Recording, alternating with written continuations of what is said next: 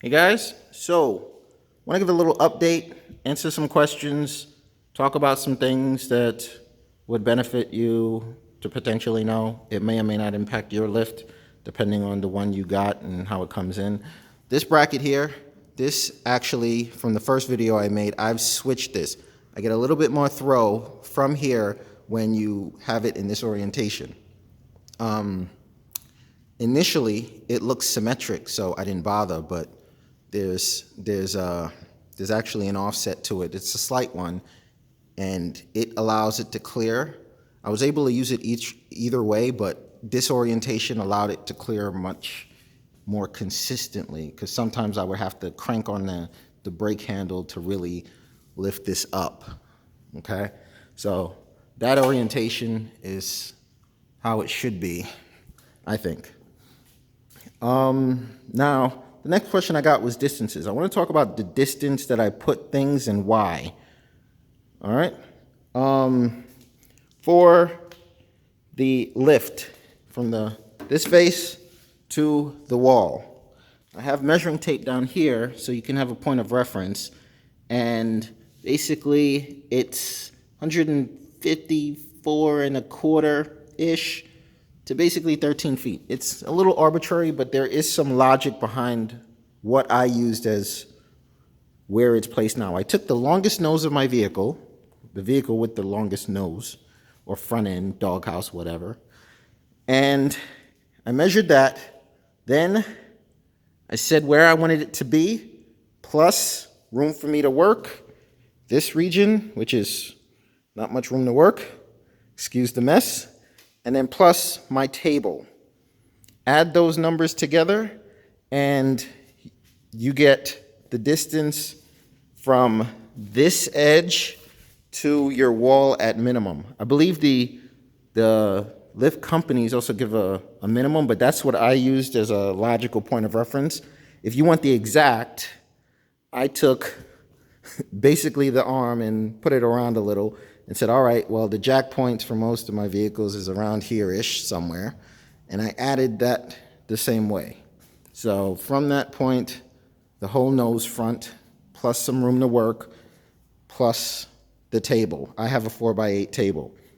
Now, the distances between here and here, I have down as about 4 feet. Okay?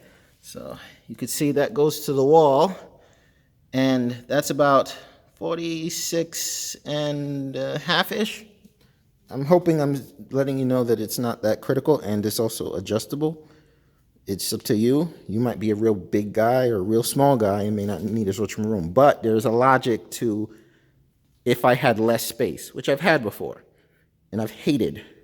If you're here and you have potentially a ball joint or a tie rod and something that you have to remove and you need a little help, like a pry bar or a helper bar, cheater bar, you want room for the cheater bar.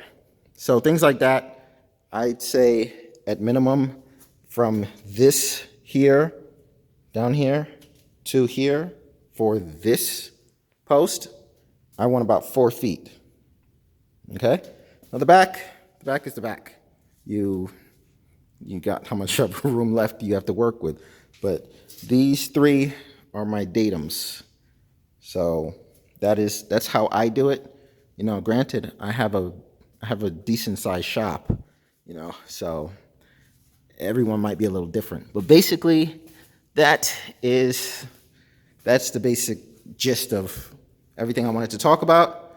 As an update to the car, I've been actually working on it. Contrary to my recent videos, I've been working on it, and I've cut out a section here, and it was rusty, and from the point it was sandblasted, this was crusty, so I had to cut out this section and weld in a new piece. And here, I actually have to, this is laying flat inside the car, but I've never been under it, and there's this gap. So I'm gonna cut out this metal and basically form it down and then weld up the difference so that this is resting completely on this. And Basically, it's the same show over here. I have a few welds to do up there, and then that gets us to installing these 3. There's actually another piece, I just don't need it now. So this is subframe connectors. This will help increase the rigidity of the car and stop lateral flexing. But there's the, I believe this is Total Control Products. There is a middle bar or a bracket that goes in the middle. I like those because it will help with the torsion. These bars are really strong in terms of bending, but not necessarily as strong for torsion. For torsion and things like that, for real structural rigidity of especially a unibody design car, you want to work in triangles, basically. Triangles is like the strongest shape. It resolves all the forces nicely. So at minimum, I want to put a bracket here. It's not necessarily a triangle, but I like Total Control Products because they at least have the brackets so that there's more resistance to torsion, which torsion is like that. And bending is like that. I don't know how else to do it. But hopefully this answers some questions. If you have any more questions, feel free to ask. If it really needs to be explained in a video, I'll do a video format. If not, I'll just answer it in the comments. Please like, subscribe. Thank you all for watching. I'm glad this is helping you. That was the point of the video. All right, cheers.